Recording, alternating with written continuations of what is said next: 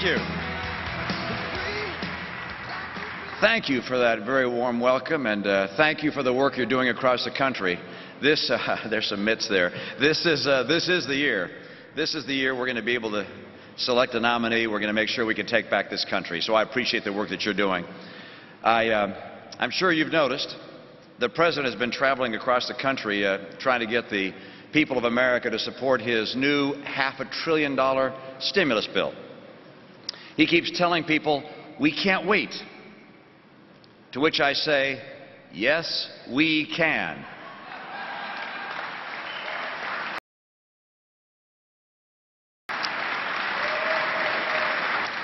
You know, upon taking office, this administration's motto was, you never want to let a serious crisis go to waste.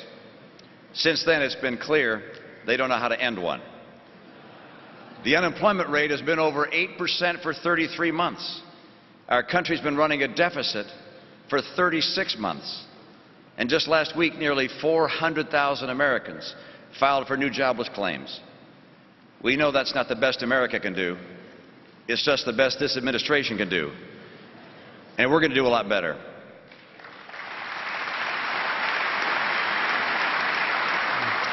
Over the last 33 months, President Obama has offered a number of plans for getting the economy going. The problem is that most of his proposals are based on one idea: more spending and borrowing. Today, government borrows 36 cents of every dollar it spends.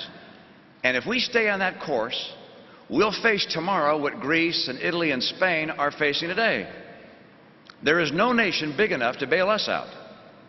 It took 43 presidents over 200 years to accumulate $6.3 trillion in debt. President Obama is on track to do that in just one term. His fundamental error is that he believes government creates jobs. He's wrong. He puts his faith in government. I put my faith in people. This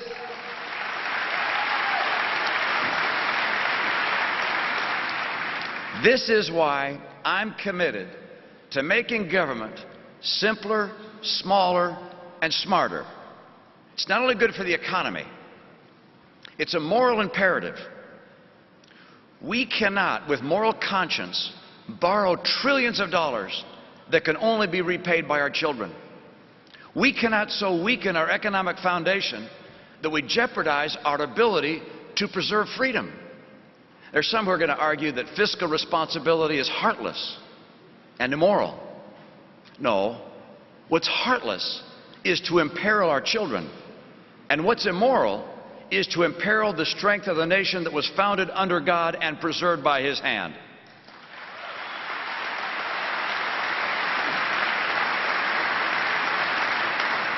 This is a pivotal moment in the history of the country. We'll either be led by men and women who care only for the present, who promise more and more for less and less, or who ignore the tightening noose of debt. Or we'll be led by those who believe that deficits matter and who have the courage to act with fiscal responsibility. Now, when I became governor of Massachusetts, that was 2003, our state budget was out of control. My legislature was 85% Democrat. Some thought we could solve our problem by just raising taxes or borrowing more money. I said no. And even with about the most Democratic legislature in the nation, we didn't just slow down the growth of spending, we actually cut spending. And we turned a $3 billion budget shortfall into a $2 billion rainy day fund. I learned how to balance budgets in the business sector. You see, in the private sector, as you know, you have no choice about balancing budgets. You either balance your budget or you go broke. And you spend every dollar like it's your own, because it is. Now, someone should have told that to Solyndra. The federal government gave them a $535 million startup loan to build a factory in Fremont, California. The footprint of their facility covered 5 baseball fields. They had robots that whistled Disney songs. I'm not kidding. They had what was described as spa-like showers with liquid crystal displays that told you what the water temperature was. The company headquarters was called the Taj Mahal of office buildings.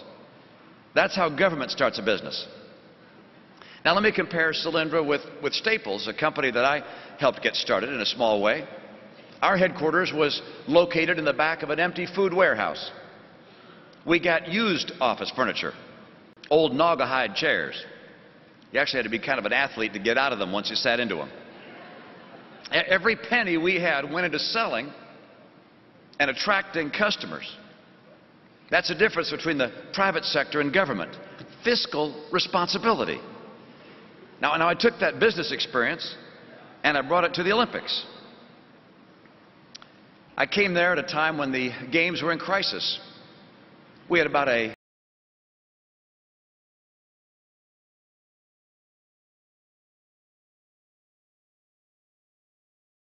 $370 million budget deficit. And some people said that the games were going to fail. The first thing we did was to change the culture of the organization. We started with some small but symbolic gestures. We stopped renting a big fancy conference room for our board meetings. And we decided to charge our board members rather, for their meals. $1 for a can of Coke, $1 for a slice of pizza.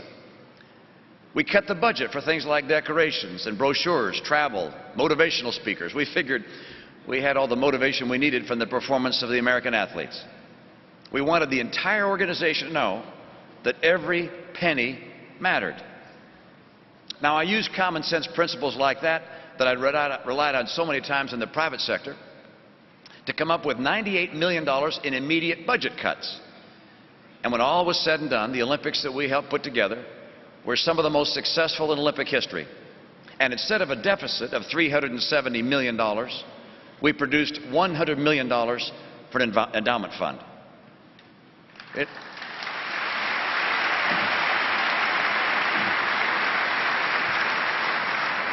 So in business, in the Olympics, and in Massachusetts, I learned how to eliminate deficits and how to produce results. And when I get to the White House, hopefully, no one will need to teach me how to balance budgets. I've been doing that for 35 years. Now's the time to level with the American people about what it'll take to cut spending and to balance our budget, to set honest goals and present a credible plan to achieve those goals. This is not going to be easy. It's going to require tough choices. Many believe it can't be done. I believe it has to be done. I believe in the American people. And when this nation calls, Americans deliver. Over the last 33 months, President Obama has grown federal spending to 24% of our total economy, 24% of the GDP. As president, I pledge to reduce spending to 20% of the GDP by the end of my first term.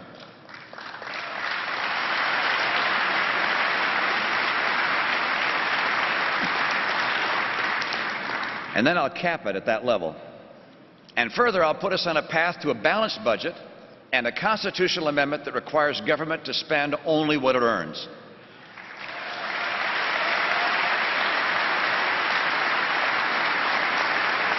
To reach that 20% goal, we're going to need to find, by 2016, about $500 billion a year in annual savings. Upon taking office, I'm going to immediately cut discretionary spending and submit a budget that returns spending levels to the pre-Obama level.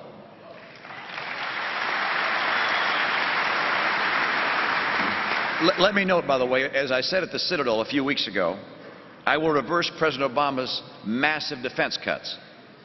Any savings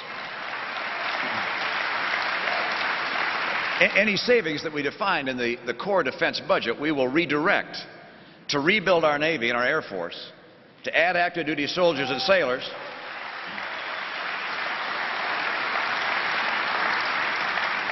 and to provide the care that our veterans so richly deserve.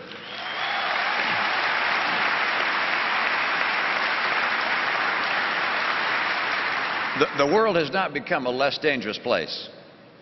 We must preserve our commitment to a military that is so strong no nation would ever think of testing it.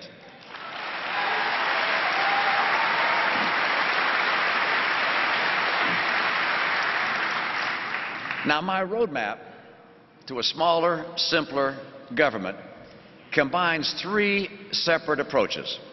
First, eliminate and cut programs. And that'll start with the easiest cut of all.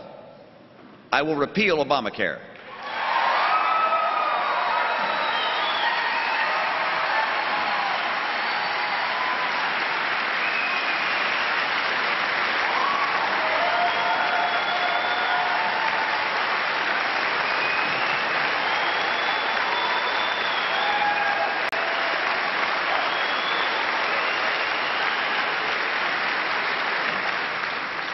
I should have started with that line. Look, Obamacare is bad law, it's bad policy, and when I'm president, that bad news will be over. Now,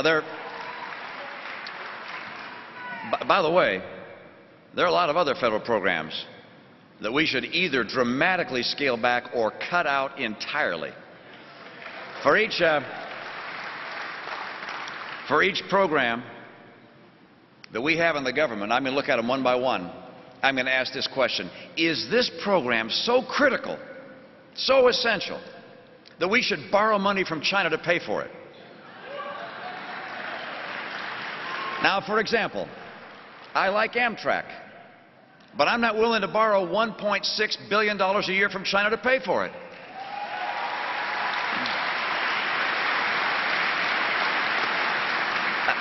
Look, I really like the National Endowment for the Arts, the National Endowment for the Humanities, the Corporation for Public Broadcasting, but I will not borrow almost $1 billion a year from China to pay for them.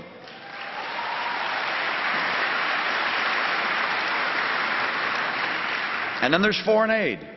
Do you know that we give $27 million a year, guess to which country? To China. $27 million a year to China. I will stop sending money to any country that can take care of itself, and no foreign aid will go to countries that oppose American interests.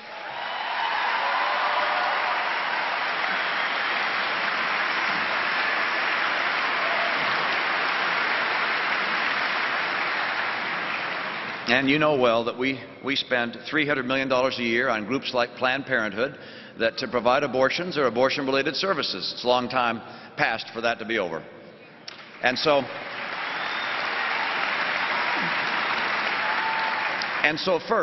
their first approach, we're going to eliminate or cut programs that are not absolutely essential, even when we like them. Second, we're going to return numerous federal programs to the states. And that's because innovation and cost management and reduction of fraud and abuse can far exceed at the state level what happens when Washington is in charge. Now, Medicaid is a prime example. We need to turn Medicaid back to the states to allow them at the state level to craft health care solutions that suit their own citizens best.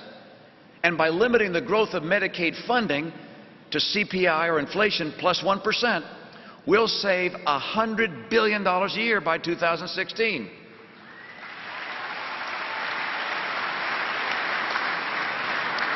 Today, there are 9 separate federal agencies that run 47 different federal workforce training programs at a cost of $18 billion a year. Just imagine how much of that's being spent on overhead. I'm going to send those workforce training dollars back to the states, empower the states to retrain workers in ways that fit the needs of their respective economies, and in the process, we will save billions of dollars. Now, finally, in addition to cutting programs and eliminating programs and sending programs back to the states where they belong, there's a third approach to reining in federal spending, and it's to impose far greater standards of productivity and efficiency on government itself, just like it's done in business every other day. Let me give you an example. This was amazing to me, of just how out of control government can become when it doesn't have competition or people who understand how to exact efficiency and productivity. I was speaking with former Secretary of the Navy, John Lehman. He told me that during the Second World War, we commissioned about 1,000 ships a year. And the Navy Purchasing Department that year which they called at the time the Bureau of Ships, had 1,000 employees. By the time John Lehman was Secretary of the Navy under Ronald Reagan, he said we commissioned about 17 ships a year, and Navy purchasing had grown to 4,000 people. Today, we'll commission 9 ships a year, and purchasing, it's grown to 24,000 people. A business like that would be out of business. We've got to cut the size of the federal workforce.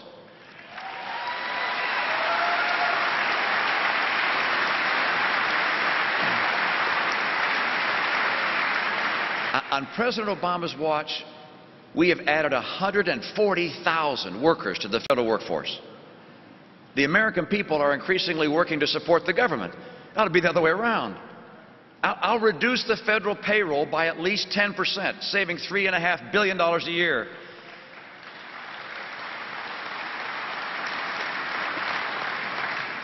And, of course, we can save additional billions by cutting out extraneous federal contractors. But it's not just the size of the federal workforce and contractors, it's their cost. Since President Obama took office, the number of federal workers that make over $150,000 a year has more than doubled.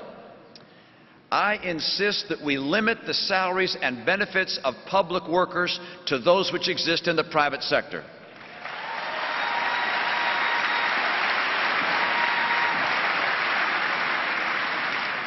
Public servants shouldn't get a better deal than the taxpayers they work for. And by linking government pay with private sector pay, we will save as much as $47 billion a year.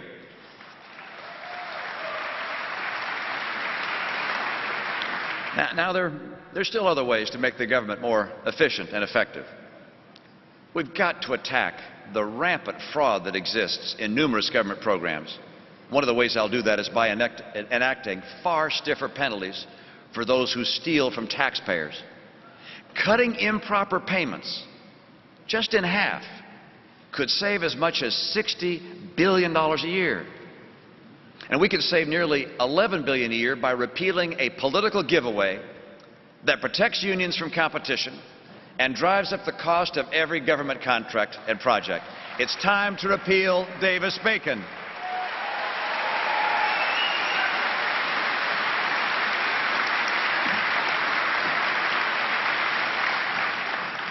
One of the things, as an old business guy, I'm looking forward to is finding savings by combining certain government agencies and departments. For example, it makes very little sense that trade policies and programs are administered by so many offices in so many departments. Today, trade matters are housed in the Office of the U.S. Trade Representative, the Department of Commerce, the International Trade Commission, the International Trade Administration, the Department of Homeland Security, and the Department of Treasury. And by the way, guess who gathers all our trade data? None of the above. It's the Census Bureau. Look, too many chefs not only spoil the broth, they make it inedible and prohibitively expensive. We've got to combine federal agencies.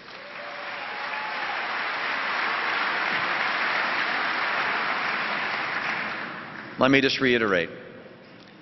I'm going to make the federal government simpler, smaller, and smarter by eliminating programs, by sending programs back to states, and by making the federal government itself more productive. And I'll at the same time provide for the national defense, enforce our laws, preserve our safety net, and honor all our promises to our elderly. This is the right course for a moral nation. Deficits do, in fact, matter. They matter if we want to convince entrepreneurs to start businesses. They matter if we want employers to start hiring. They matter if America is going to avoid the shoals of economic calamity. They matter if America is going to remain the shining city on a hill. And to those who say that deficits don't matter, to those who spend and borrow to win the praise of the short-sighted, we assert that you're in the wrong and we're in the right. My dad used to say that the pursuit of the difficult makes men strong. Our next president is going to face difficult challenges. Among these will be the future of Social Security and Medicare. In their current form, these programs will go bankrupt at some point. I know that. You know that. And even our friends in the opposition party know that. The difference is that I'll be honest about strengthening and preserving them, and they won't. President Obama has failed to articulate a single serious idea to save Social Security. I believe we can save Social Security with a few common sense reforms. First, let's underscore this. There'll be no change in Social Security for retirees or those near retirement. No change. Second, for the next generation of retirees, we should slowly raise the retirement age. And finally, for the next generation of retirees, we should slow the growth of benefits for those that have higher incomes. Now, while President Obama has been silent on Social Security, his agenda for Medicare has been a disaster. He's the only president in modern history who has cut Medicare for seniors. Don't forget, it was President Obama who cut $500 billion from Medicare, not to preserve it, not to sustain it, but to pay for his vaunted Obamacare. And he put the future of Medicare in the hands of 15 unelected bureaucrats. And those bureaucrats, by the way, they have the power to change Medicare, to put in place further cuts to it without congressional approval, even if those cuts overturn a law previously passed by Congress. President Obama's so-called Medicare reforms could lead to rationing of care or denial of care for seniors on Medicare. We must not let the public learn or forget who it was that cut Medicare. It was President Obama, not Republicans.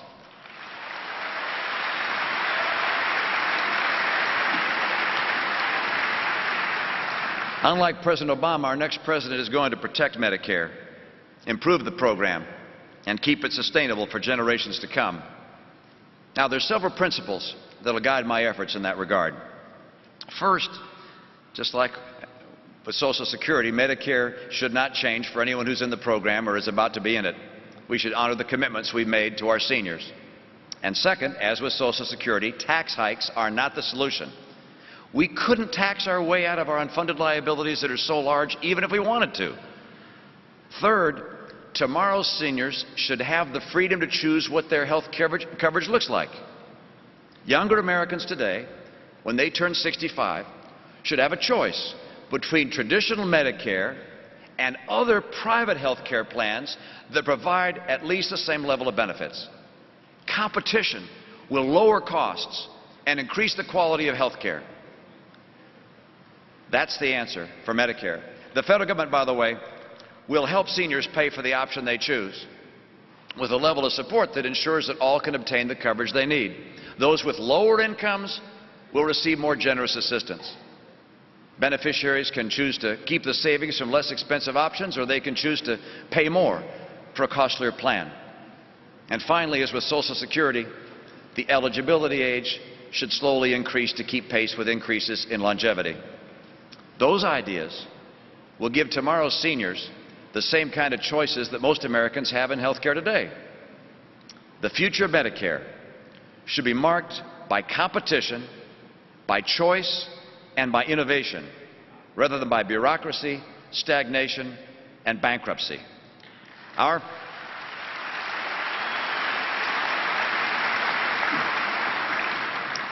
path for the future of Social Security and Medicare is honesty and security.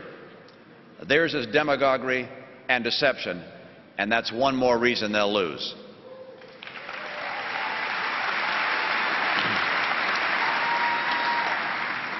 Now let's start over. The plan I propose to make government simpler, smaller, and smarter represents the biggest fundamental change to the federal government in modern history. It's a change we're going to have to make if the words full faith and credit of the United States are to mean anything at all. We're not the first people to come to this realization, and we won't be the first people to be criticized for believing that responsibility is a virtue. President Reagan shared our conviction. In his first inaugural address, he said this: "It's not my intention to do away with government. It's rather to make it work with us, not over us, stand by our side, not ride on our back." Government can and must provide opportunity, not smother it. Foster productivity, not stifle it. The task before us is to reaffirm our conviction in the beliefs and values that unite us, in the challenges and opportunities that face us, and in the victory that surely awaits us. Thank you for all you do. God bless you, and God bless the United States of America. Thank you all.